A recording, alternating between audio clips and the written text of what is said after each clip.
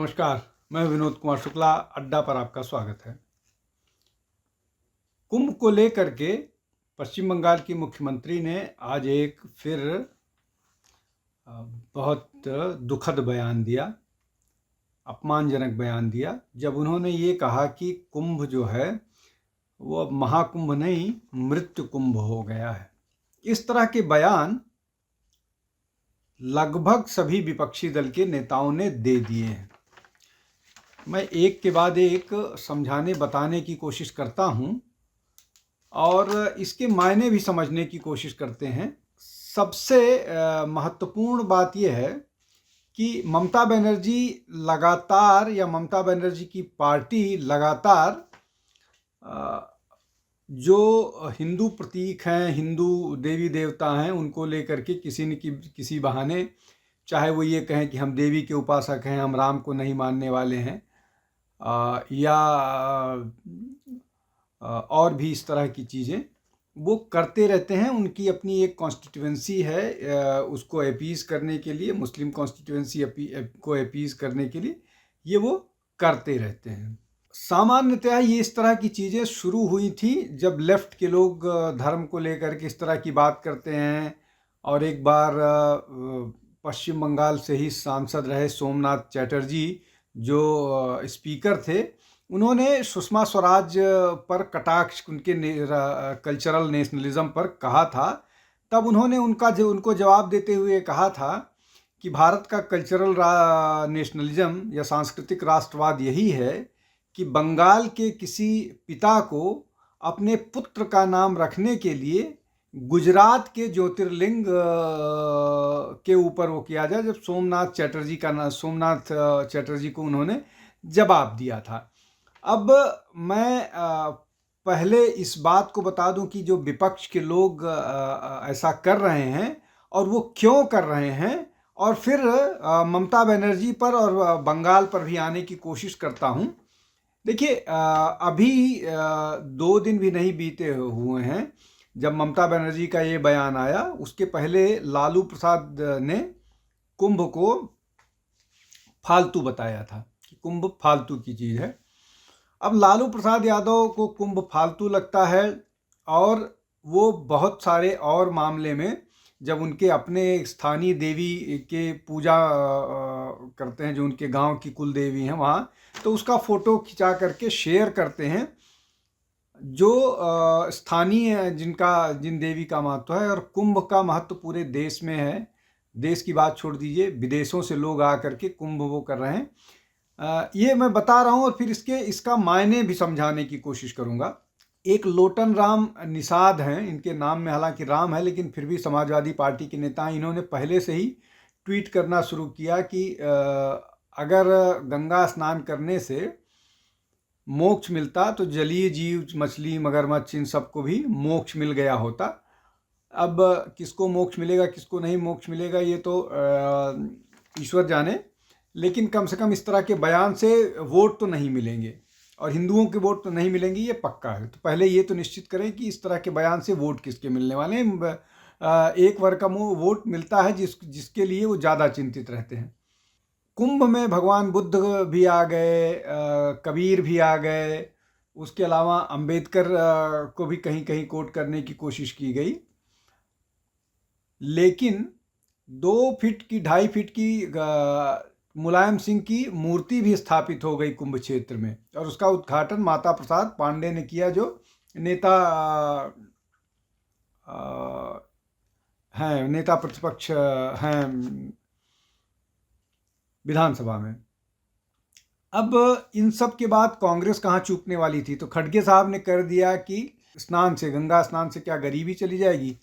तो क्या जब नेहरू जी ने या प्रियंका गांधी ने गंगा स्नान किया था तो वो गरीबी दूर करने के लिए किया गया। इसके अलावा एक ओपी सिंह हैं, गाजीपुर के जमनिया से विधायक ओम प्रकाश सिंह जो हैं, उन्होंने कहा था कि कुंभ का पानी इतना ठंडा है कि उसमें नहाएगा तो आदमी मर जाएगा। और ये उन्होंने ये कहा था कि कोई भी अगर मुसलमान कुंभ क्षेत्र में जाना चाहे तो उसको वो लेके चलेंगे, इस तरह की अफवाहें उड़ाई जा रही थी कि कुंभ में मुसलमानों के जाने पर प्रतिबंध लगा है, लेकिन बहुत सारे मुसलमानों ने स्नान किया वहाँ पर। बहुत सारे लोगों ने, मुस्लिम समुदाय के लोगों ने स्नान किया है, किसी को कोई प्रतिबंध नहीं था। ये राजनीतिक रूप से उठाई गई बात थी। अब ओम प्रकाश सिंह को ये लगता है कि कुंभ में स्नान करने पर लोगों की मौत हो जाएगी। 55 करोड़ अब तक जो सरकारी सूचना से जानकारी प्राप्त हुई है, 55 करोड़ लोगों ने अब तक कुंभ में डुबकी लगा ली है। कुल मिला करके है, कल तक का जो डाटा है उसके हिसाब से लगा देंगे। अब लगातार कुंभ को लेकर के, कुंभ के बंदोबस्त को लेकर के, प्रबंधन को लेकर के अखिलेश यादव चाहे कुंभ की तैयारियों के समय से लेकर के या कुंभ के शुरू हो जाने के बाद से लेकर के और 29 तारीख की घटना की बात को लेकर के अखिलेश यादव ये लगातार कह रहे थे कि कुंभ का जो तैयारियां हैं वो सही ढंग से नहीं की गई थी, उनमें पूरी तैयारी नहीं थी। चाहे पुल गढ़ने के समय से लेकर के या जो रोड ले होता है या पॉन्टून ब्रिज बनता है, उस सब को लेकर के। लेकिन जो लोग मेला से हो कर के आ रहे हैं, सामान्य लोग, उनके हिसाब से तैयारियों में कोई कमी नहीं है। सफाई पर आप कोई प्रश्न नहीं लगा सकते हैं। टॉयलेट्स इतनी संख्या में है कि इतनी भीड़ के बावजूद ओपन डेफिकेशन जैसी स्थिति नहीं आई है। अन्यथा पहले तो कुंभ में या पूरे माघ मेला में ओपन डेफिकेशन ही होता था। उसके अलावा अब इस मामले में कुंभ को लेकर के अखिलेश दो नावों की सवारी कर रहे हैं, इसलिए कि वो कुंभ की आलोचना भी कर रहे हैं, जिससे उनका मुस्लिम वोटर है वो खुश रहे, और गंगा स्नान भी करके आ गए हैं और कुंभ भी स्नान करके आ गए हैं, जिससे उनका यादव वोट जो उनसे छिटक रहा है वो भी खुश रहे। ये डबल नाव की सवारी करते हुए नजर आ रहे हैं। दूसरी तरफ लगातार इस तरह की खबरें आ रही थी कि राहुल गांधी और प्रियंका गांधी भी कुंभ जाएंगे, कुंभ का पर स्नान करेंगे। लेकिन अब तो कुंभ के ज़्यादा दिन बचे नहीं हैं, एक हफ्ता भी नहीं बचा है, और उनके जाने की संभावना कम ही नज़र आ रही है। दूसरी तरफ बयानबाजी ज़्यादा होने लगी है। अब राहुल गांधी को मानसरोवर जाने की छूट थी, मानसरोवर जाने का समय मिल गया, लेकिन कुंभ वो नहीं जा पाए। इसमें एक बड़ा कारण यह है कि शायद कुंभ में चाइनीज़ एम्बेसडर या चाइनीज़ डिप्लोमेट से मुलाकात नहीं हो पाएगी, इसलिए शायद वो कुंभ नहीं आ रहे हैं। खैर, आम आदमी पार्टी ने सबसे खराब बयान दिया जब वो उनके एक प्रवक्ता ने ये बोला कि कुंभ में लोगों को शौच में डुबकी लगाई जा रही है। ये एक बड़ा मसला है। अब ये जो पूरा का पूरा मामला है, विपक्ष जिस तरह से कुंभ को लेकर के बहुत एग्रेसिव है और बहुत बयानबाजी जिस तरह से कर रही है, उसके पीछे मंशा क्या है, क्यों इस तरह की बात कर रही है पूरा का पूरा भारत का जो विपक्ष है। उसके पीछे सिंपल जो सामान्य तर्क है वो ये समझ में आ रहा है कि जिस तरह का आयोजन सरकार ने किया है, उस तरह के आयोजन के बाद एक अजब तरह का हिंदू एकता दिख रही है। और ये जो बार बार ओबीसी और कास्ट के नाम पर हिंदू सोसाइटी को डिवाइड करने के लिए, चाहे समाजवादी पार्टी हो, चाहे राष्ट्रीय जनता दल है, चाहे बाकी और कोई हो, कांग्रेस हो, उस पर बड़ा चोट हुआ है कुंभ मेले के कारण। और 55 लाख लोगों ने 55 लाख स्नान हुए हैं, तो अगर उसको इस तरह से भी जोड़ा जाए कि कुछ लोगों ने 2 बार स्नान किए हैं, कुछ लोग 3 बार ने स्नान किए हैं, और 10 लाख लोग जो वहाँ रहते थे कुंभ मेला के दौरान, वो लगभग रोज स्नान करते थे। तो अगर इसको घटा भी दिया जाए तो मेला में आने वाले 40 करोड़ लोग हैं, और अभी ये एक हफ्ते और है तो ये 55 से 60 करोड़ होने जा रहा है। तो मिनिमम 45 करोड़ लोग ने विजिट किया है मेला क्षेत्र। मिनिमम 40 से 45 करोड़ लोग इलाहाबाद प्रयागराज पहुँचे हैं। तो ये जो 45 करोड़ लोग की जनता है और इसमें 50% युवा है।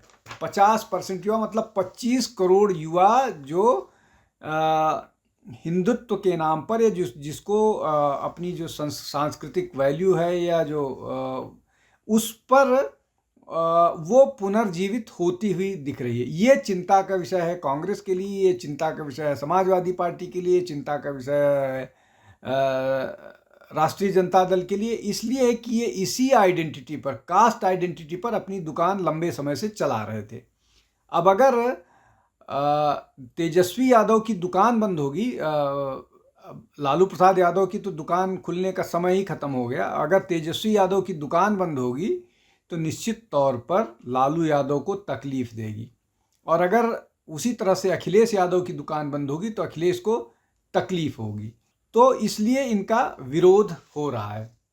मैं पश्चिम बंगाल पर आता हूँ, जहाँ से हमने अपनी बात शुरू की थी।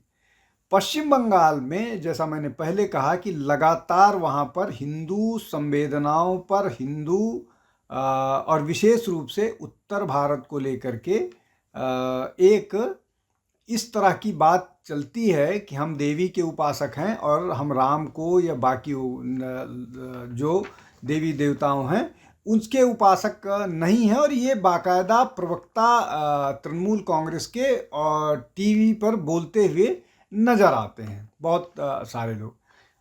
लेकिन मुश्किल ये है कि अब जो हुआ है, जो कुंभ से लौट रहे हैं, कुंभ में पश्चिम बंगाल के लोग भी बहुत पहुँचे हैं, यहाँ तक कि तमिलनाडु, केरल, कर्नाटक के लोग भी पहुँचे हैं। खैर, तो जो चीज़ नज़र आ रही है लगातार हिंदू सेंटिमेंट को अपमानित करने वाली, वो कितना और पश्चिम बंगाल में टॉलरेट किया जाएगा, ये एक बड़ा प्रश्न है।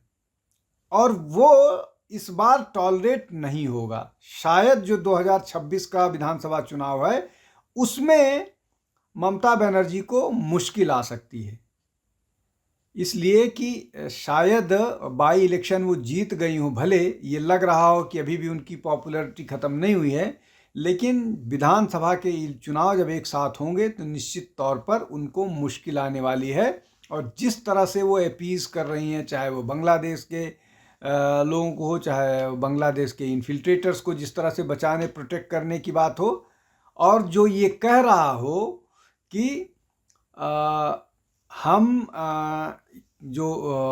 ये कह रहा हो, जो मतलब ममता बनर्जी जब ये कह रही हैं कि महाकुंभ मृत्यु कुंभ हो गया है, वही ममता बनर्जी की सरकार सीबीआई और ईडी के ऑफिशियल्स को नहीं बचा पाती है।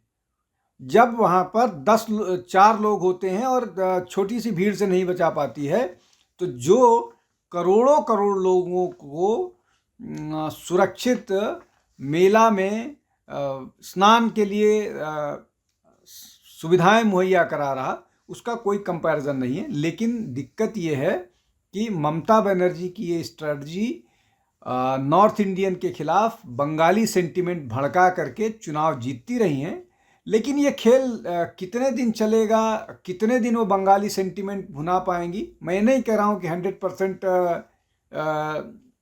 उनसे दूर जाएगा। कुछ निश्चित तौर पर फैनेटिक्स हैं जो उनके साथ रहेंगे, लेकिन जिस तरह से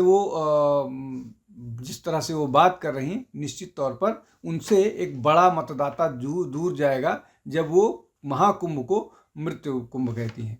आज के लिए बस इतना ही। बहुत बहुत धन्यवाद। नमस्कार।